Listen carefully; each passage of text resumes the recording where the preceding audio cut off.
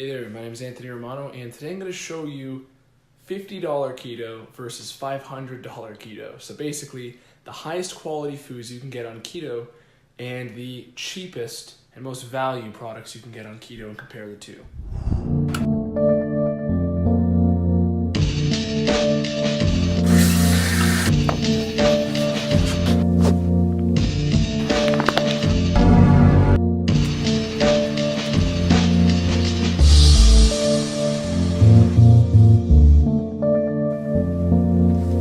Okay, so here's what I'm doing. I'm going to be going meal by meal and comparing high quality versions and low quality versions of the same items.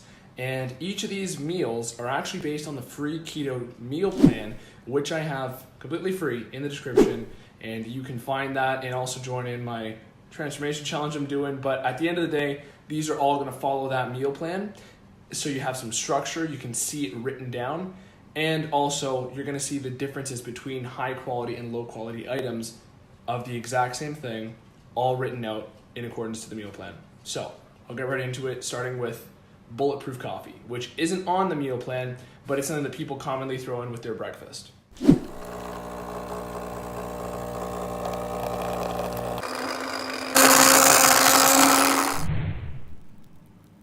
So I just made the two Bulletproof Coffees.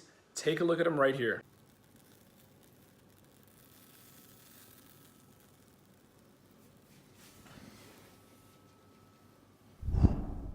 Here's actually the difference between the two, okay? Got the coffees right here. And on this side, we have the expensive Bulletproof Coffee, and this side we have the discount Bulletproof Coffee. Okay, so you can right away see the differences. This one looks like the bubbles are thinner, okay? And it looks more like shiny almost, okay? They actually both look good to me. Like, it's a subtle difference. It has more of a shine to it on this side. This side is just a little less shiny, but basically looks the exact same. So you won't actually notice the difference visually. And if somebody gave you the discount Bulletproof Coffee, you might not even be able to tell. But I would be able to tell because I feel infinitely better when I have the expensive version, for lack of a better word, okay? Basically, this is grass-fed ghee, which is clarified butter, and upgraded MCT oil. So this upgraded MCT oil is only the type of MCT which turns into ketones right away into your body. And also it doesn't cause any gastrointestinal distress because they've taken out the MCT that does. That MCT is called lauric acid, and you can find plenty of it in coconut oil, which is what I've used in the discount Bulletproof Coffee, along with butter. And I used a little bit of cream in both just to give it a little more volume. But you don't actually even have to use cream. Most people just use the butter and the MCT, or the butter and the coconut oil. So the cost difference between these two coffees is actually big because I used coconut oil. You can get coconut oil dirt cheap unless it's extra virgin. I actually threw the discount side a bone by getting better quality coconut oil. Meanwhile, you can use regular MCT oil in this as well, relatively cheap. And at the end of the day, you just might have to be more careful with drinking too much of this because it can upset your stomach. I'm actually gonna go polish off this, this more luxury Bulletproof Coffee. And I just like this one better. That's why I buy the MCT oil Bulletproof name brand. I'm pretty sure Dave Asprey, the owner of Bulletproof, has a patent on the caprylic acid MCTs, which is the upgraded kind. So you might have to get it solely from Bulletproof name brand. Additionally, it's just better, and I like the taste. And the grass-fed butter has a lot more nutrients, and grass-fed butter in and of itself is a superfood. It has a large amount of fat-soluble vitamins. It's just great and way better quality. You're gonna get way more nutrition out of it, and you should really add it in and just stop buying regular butter overall, because regular butter kind of is just devoid of nutrients and pretty much just a waste. So my verdict with the upgraded versus the discount versions of this meal is going to be definitely go with the upgraded. It's just going to be better, and there's really no purpose to getting the discounted version. You'd be better off with just regular coffee, black coffee with a little bit of cream. Don't put your money into buying MCT oil or coconut oil just to throw in your coffee, and don't put your money into buying any extra butter if it's not going to be grass-fed. I do recommend the cup that I'm using here, which is this beautiful Juventus cup, but beyond that, you're not gonna wanna consume too much of the discounted Bulletproof coffee. So another detail there was that I made both those coffee using high quality Italian beans, and that kind of ended up raising the value of the discount Bulletproof coffee because the discount one really should have been made with basically instant coffee, but I didn't want to do that. I kind of wanted it to look prettier, and I kind of just forgot. So, because I never use these things, I forgot we even had them. With the better quality beans, they're not going to be exposed to mold toxins, and this is a common thing with lower quality beans or things that are meant to sit on a shelf for a long time. So as much as I like the taste of this instant coffee, you don't really want to be using it. It can really slow down your mental performance and make you the completely opposite of Bulletproof. So don't use that. Use higher quality European beans. They have higher regulations that make them cleaner, or you could order actual Bulletproof beans from the company Bulletproof, which will be much less likely to contain mold toxins. So for my next meal, I'm going to be making the breakfast as part of the meal plan which I put out. And the breakfast is always an egg omelet for me. Technically, this Bulletproof coffee is breakfast. Yeah, go ahead. Jump. And with this breakfast, I always make eggs. That's always part of my breakfast. Sometimes I'll do intermittent fasting with black coffee or fat fasting with a Bulletproof coffee, because consuming fat only while you're in the fasted state doesn't start the digestive process, and you can still remain in as close of a fasted state as possible, especially because you should already be ketogenic when you're fasting on keto. So I'm going to go on to the breakfast. I'm going to show you the difference between the quality ingredients and the lower quality ingredients. The main ingredients that I'm going to be comparing here for the omelet is the pastured brown eggs. These are very high quality eggs, and they're delicious. I love them. They're very nutrient dense, much more nutrient dense than regular eggs. And this is the main distinction because the eggs are the biggest ingredient here. The second biggest ingredient is going to be cheese. And I have some double smoked cheddar cheese here, and I have it compared to a cheddar craft slice, which is obviously much more discount, but way less nutritionally dense, way less healthy for you, and way more processed. So in general, you're gonna wanna stay away from this guy. And real cheese, where the ingredients are just like milk, salt, and basically thyme, are going to be way better for you. Much more high in fat-soluble vitamins, K2, things like that. You're gonna want to stick with these. Get the processed stuff out of your lifestyle. And for the eggs, you might be wondering what the hell is the benefit. The benefit is that this brown egg, the pastured egg, is way higher in nutrition, way more omega-3s. The chicken is fed a much healthier diet. They're allowed to grow up on pasture. They're guaranteed to not have any antibiotics or hormones. Also cage-free, but that isn't always an indicator of quality. I actually believe these eggs might be free-run eggs that we buy every now and then. We don't normally buy the basic Walmart regular eggs because they're not as good in quality, but you still can. The regular eggs are still okay, but if you can get free-run, that'd be better. If you can get pastured, that's the best. And this all comes down to the nutrition of the chicken, because whatever the chicken eats is what's going to go into the food that you're eating. So you want a chicken to have a healthier diet. You can tell that the shell is harder with these pastured eggs. You can tell the shell is weaker and basically falls apart. With the regular eggs, the yolk is darker, it's more nutrient dense, and it tastes better. It's an indication that these things are better for you because they taste better without anything added to them. I'm gonna whip up an omelet with the high quality ingredients, and I'm still gonna use these free run eggs because these are actually still good quality. They're actually way better than regular like supermarket eggs, just the regular cheapest ones. The regular cheap kind are okay, but even these free runs are gonna be way higher in nutrient density, and I'll make an omelet with those another day. There's very little difference visually between the two unless you see them raw. So I'll crack them open raw for you, but then I'm gonna make the omelet with the actual pastured brown eggs because there's no point in making two omelets here. But I will crack them open and show you the difference in the yolks, the shells, so you can see, and the cheese is very self-explanatory. Okay, so I have the two eggs here, and I'm gonna be making an omelet with both of these, but the pastured brown egg is here, and I have the free run egg here. So even though free run is still way better than the regular supermarket egg, you might be able to tell that this one's a bit darker. And the shell of the egg is actually a lot stronger. So I actually cracked two. I had one of these raw earlier, and both of these crack right in half. You can see there's basically no visible signs of any other mark than the ones I made by cracking it. Meanwhile, the other egg, it basically falls apart. So if I squeeze a little bit of force, it cracks. This one really takes a lot of force to break. So it's a much greater sign of the health of the egg itself and the chicken. And it makes sense because evolutionarily, chickens wouldn't want their eggs to be able to be punctured so easily for predators and whatnot.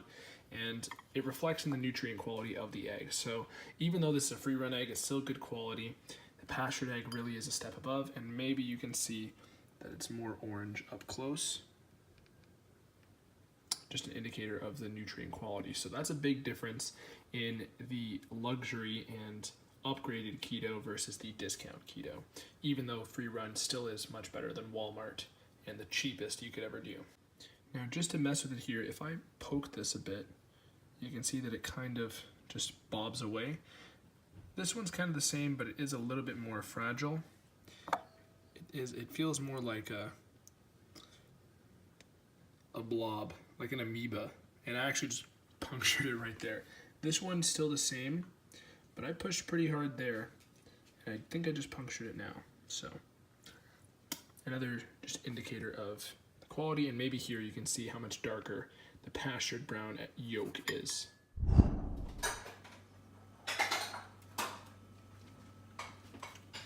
This is the omelet, and you can put any other cheese you like on there. You can put ham, turkey, you can mix it with steak. This is basically my breakfast every day, and this is the good quality eggs made with 2 pastured eggs and 2 free run eggs. So you can see up close, this is the high quality eggs for breakfast. So the next thing I'm gonna make is a Chipotle bowl salad. This is one of the dinner meals I have on my meal plan, and I'm not gonna be using fully organic lettuce and greens. That's kind of a luxury that you can already understand without me having to explain, but I am gonna be using this regular lettuce, and I'm gonna be using higher quality steak, and I'm gonna give you a comparison of grass-fed I-roast steak compared to regular grain-fed steak, which is actually still solid, but it's a much more bulk purchase from Costco. And just so you can understand the differences between the two, because there is a price difference between them both. So these 2 steaks look almost identical. With this side, this is the grain-fed steak. The only main difference you can see is that there's probably bits of fat inside the actual muscle meat. There still is that in the grass-fed side, but the grain-fed is more likely to do that because grains make it fed in the cow's diet and make it easier for them to store fat. With the grass-fed, you're typically gonna see the fat on the outside, and it's gonna be much more nutrient-dense fat. I'll cut this open. This one is a little bit less rare than this one, the way we cooked it, but I'll cut it open so you can see side by side, because this is actually still a good quality steak. And whereas with the other meals here, like the discount Bulletproof Coffee, you wouldn't want to have, you would want to stay with at least free run eggs rather than the regular bottom tier eggs. This regular grain-fed steak is fine for the most part. It's just that you are going to get way more nutrition from this grass-fed steak.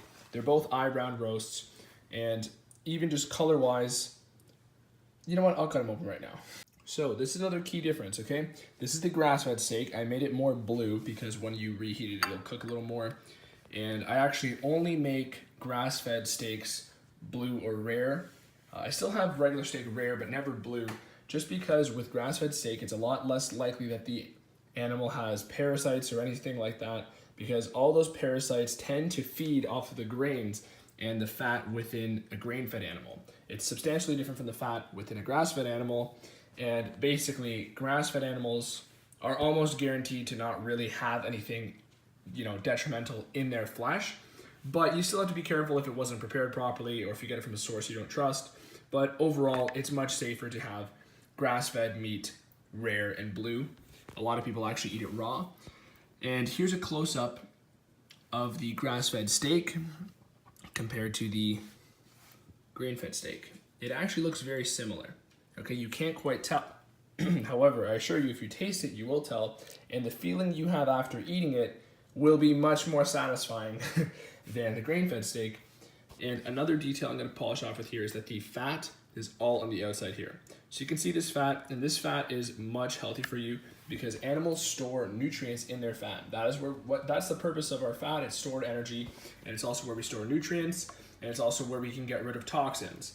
So you basically have two ends of the spectrum. If you have a very unhealthy cow, which was fed a bad diet and got sick, more so likely because of grains, they could be storing toxins in their flesh, which is why you would also have a higher need to cook it and kill that bacteria. Meanwhile, with the grass-fed animals, they're more likely to store nutrients in their flesh rather than toxins. So grains in the cow's diet are almost a storage point of toxins, and you want to be careful. And in general, just spend your money on the grass-fed steak if you can. Local raised, support your local farmers, all that stuff. However, if you can't, the grain-fed steak is still solid, but what I actually end up doing is getting the grain-fed steak with my family most of the time, and whenever I can fit it in my pocket, I get this grass-fed steak, and I love every second of it. So this is the Chipotle bowl. As you can tell from being right up in its face, there is some guacamole in there, there's some Greek yogurt and sour cream. Sometimes I throw in sliced meat, but the avocado really takes a step above, and a good quality meat can make a world of difference. So also love the cheeses. Overall, it's a great meal to have, and I mean, who doesn't love a Chipotle bowl? It's very luxurious in and of itself. So enjoy that. So another important detail with the salad is going to be the salad dressing you use. And for me, I always try to use, in general, a salad dressing that's lower in sugar and carbs. Makes sense. But you also would be better off getting your salad dressing from more organic recipes. So whereas with the greens, there's always a benefit to getting them organic. But with the salad dressing, tends to be much more crap that gets put into these salad dressings because they're made to taste sweet so that you can really get a sugar spike, a dopamine rush from them. So I'm going to show you the salad dressings that I recommend in general. So on this side, I have the luxury keto salad dressing, and on this side, I have the discount keto salad dressing, and I'm going to differentiate between the two and give you some insight as to how to pick your salad dressing. So with the luxury keto salad dressing, it's basically better quality ingredients, more organic, not as much BS in there. However, all of these salad dressings are technically low in sugar and carbs, and they won't kick you out of ketosis, especially if you're having them with grains and a mix of macronutrients. That will diminish the insulin response of the food, not a big deal. Bottom line, they're all keto friendly. However, how they make you feel is a different story in and of itself. Now, I already made the point earlier that I did not buy organic lettuce, okay? I didn't buy fully organic, pesticide free. I just bought the regular lettuce from the supermarket. But part of the reason I'm focusing on the salad dressing here is because there is a much higher potential for there to be bullshit that you don't want to be eating in salad dressing rather than the salad itself. I mean, think about a piece of lettuce. What's the worst that could happen from eating a regular piece of lettuce compared to organic? The ceiling for shit that can fuck you up is much higher in these salad dressings because they put a lot of other stuff in here that really isn't meant for human consumption. So the main thing I always watch out for are processed oils and unnatural chemicals. So I'll actually start off with the two discount versions here because as you'll see, one of these is 80 calories and one of these is 40 calories. So you might be thinking, okay, I'll go for the 40 calorie one, have more calories left in my day, and at the end of the day, I am taking in 3 sugar opposed to 1, but hey, 40 calories, not a big deal. But the first consideration should always be the sugar and the carbs. In this case, we have a 1 on the 80 calorie and 3 on the other side. This is gonna be better. It means that there's less actual high glycemic sugars in here. At the end of the day, anything under a couple grams isn't really gonna bother you anyways. So if you were to, in theory, find a salad dressing that didn't contain any kryptonite ingredients and it had 3 carbs, wouldn't be the worst. But for this one, it has a lot more kryptonite ingredients, as I'll call them, And a lot of these things have soybean oil, but in general, you want to avoid these processed oils. Glucose, maltodextrin, you don't want those. Those are both sugars. Frozen egg yolk's good. Garlic is okay. Xanthan gum is all right, but it's okay. It's not a problem. It'll probably be in the organic one too. Lactic acid, seasonings and ambiguous extracts typically indicate MSG. So yeast extract, spice extractive, things like that. They typically indicate MSG because MSG only has to be listed if it's larger than 75% when it's in a product, and you don't want MSG. MSG is also known as monosodium glutamate. You don't want this stuff. Now we also have, natural ingredients like white vinegar, salt, citric acid, C vitamin, propylene glycol. You do not want that. That's a chemical. Anchovy paste, I'm sure, is fine. Concentrated lemon juice, sodium benzoate, color, cultured whey, capers, and calcium disodium EDTA. Don't know what that last one is. But in general, there's already a couple kryptonite ingredients I don't like in here. So despite the calorie trade-off, you don't want it. Ain't that right, Daisy? So, yep. And then we have this other more desirable discount salad dressing, which basically has soybean oil as well, right? It's better that both of these don't contain other oils in there, like other processed oils. You want to avoid those. Canola. If you see a salad dressing with soybean, canola, sunflower, and other things like that, it's generally much more processed and you don't want it. So soybean oil, one processed oil, is a lesser of two evils. Water, white vinegar, frozen egg yolk, sugar, Parmesan cheese, Romano cheese, which we all know is great. Salt, garlic, spice, dehydrated garlic, anchovy paste, phosphoric acid, seasoning, modified milk ingredients, lemon juice, cornstarch, which isn't the best, but it's better than propylene glycol. And overall, of these two, you're gonna wanna go with the one that's actually higher calorie. So this lower calorie one is actually less desirable. And this one would actually be more optimal on a frequent basis if you're gonna go for the discount salad dressing. And if you're gonna go for the high quality one, calorie-wise, we're already looking at still, one carb, right? 80 calories, very similar macros to this guy over here.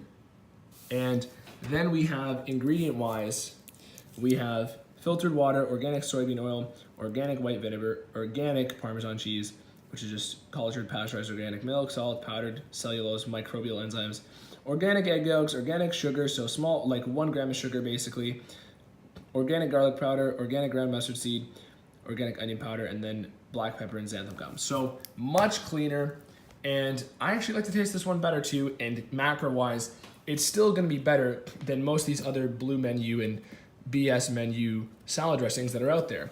So overall, this is one where you can get by with one if you know how to look at these products and vet them, but with the salad dressings, there's a huge ceiling for bull crap to be put in there, so really watch out for those things, especially because the most important thing is that if there's large amounts of high glycemic sugars in these products, they can kick you out of ketosis if they have like 6 grams of sugar, 6 grams of maltodextrin in there.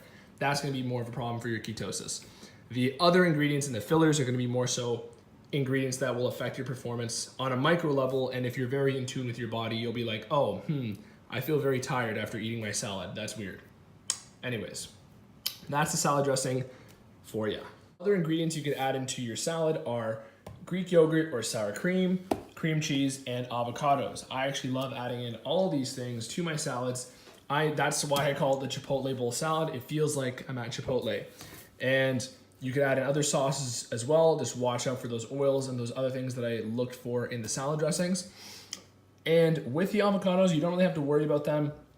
In general, they're the least likely to be, modified with things and pesticides and stuff compared to other plant products. They have a thick skin. There's not much that's gonna go through there, and they're very minimally modified. They're probably one of the safest things that you can get just from the supermarket because they're already very healthy as it is, and their nutrient quality isn't really gonna vary from higher quality avocados to lower. They're basically all the same, which is rare for a lot of products. And the only thing you really have to watch out for is if somebody beat the crap out of them at the supermarket. That's really the only thing that could affect their quality. And they're too ripe today, they're too unripe today, so I'm not gonna be throwing them in my salad, but you get the gist. Sooner or later, I'll have a video come out on my Chipotle bowl salad.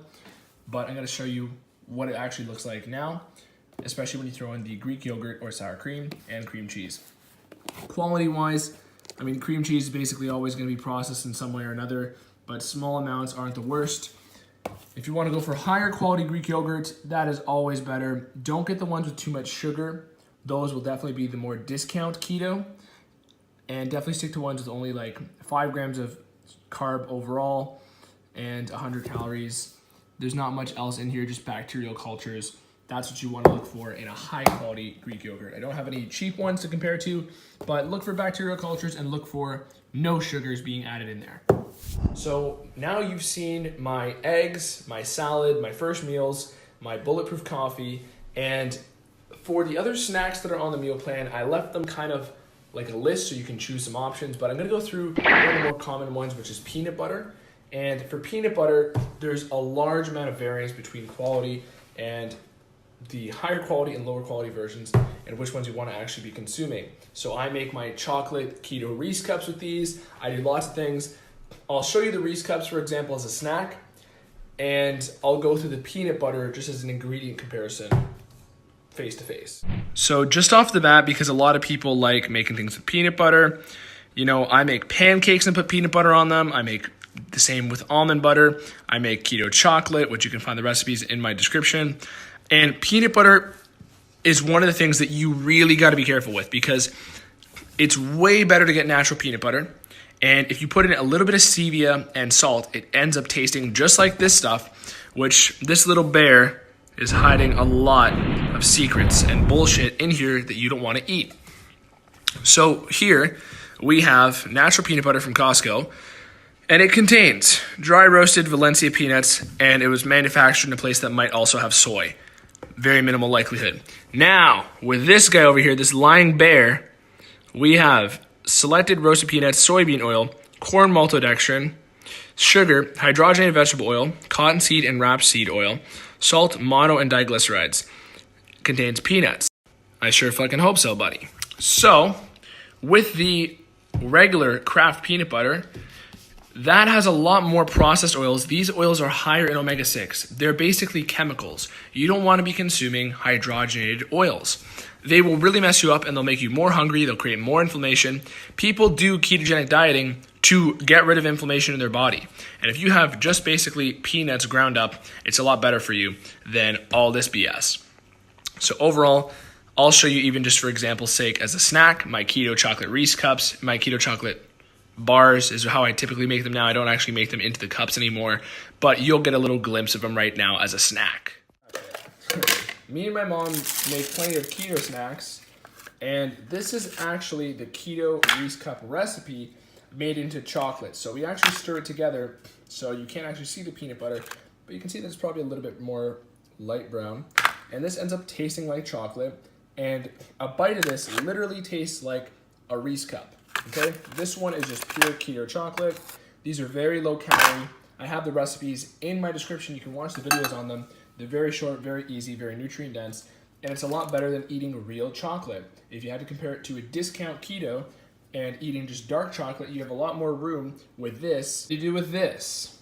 So I still like dark chocolate, and it actually tastes a lot sweeter when you're not eating sugar. But even if you get the 70%, it still tastes like dark chocolate. I mean, I like it, but even calorie-wise, compared to my keto luxury chocolate ingredients, which actually aren't that expensive, it's just the ghee, which you could already buy, or grass-fed butter, cocoa, and a little bit of protein powder.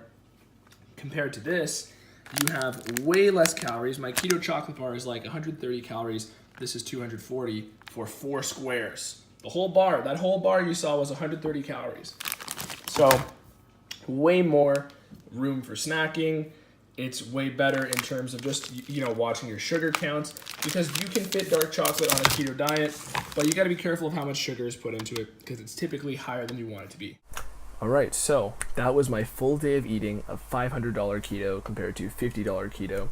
But a better way to explain it is just luxury keto and discount keto. Of course, weekly you could make the budget beef up to $500, and you could skimp down to $50 if you're really taking advantage of the discount options like instant coffee and regular butter and coconut oil and cheaper quality meats.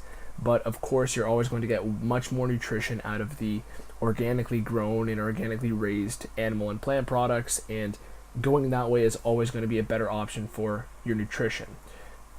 I don't always buy the highest of the high quality items. I do it whenever I'm able to.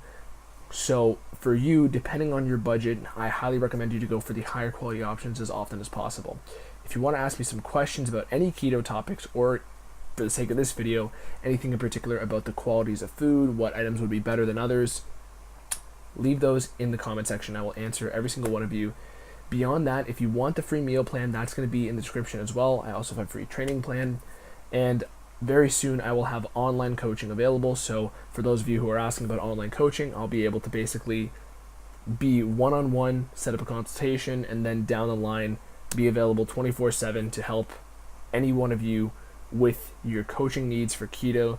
As I've said in the past, I've been doing this for 7 years, and I don't think there's many other sources on keto that know it as well as I do, especially on an experience level. So beyond that, take advantage of the free meal plan, because that's definitely a great way to start your feet on the ground running with some structure. And that was the whole point of this video, to show you several of the meals from that meal plan so you can kind of get a gist of how delicious and how nutrient dense this diet can be. You know, a Chipotle bowl is fantastic. I love my omelets, and I love my high quality steaks. All those things, and my desserts, my chocolates, all those stuff are really good options, and you truly can experience a lot of benefits on keto, and I can't preach for it anymore. So beyond that, thank you for watching this video. It really helps me out, and I hope you enjoyed it. If you did, subscribe to me right now. Thanks for watching. My name is Anthony Romano. Peace.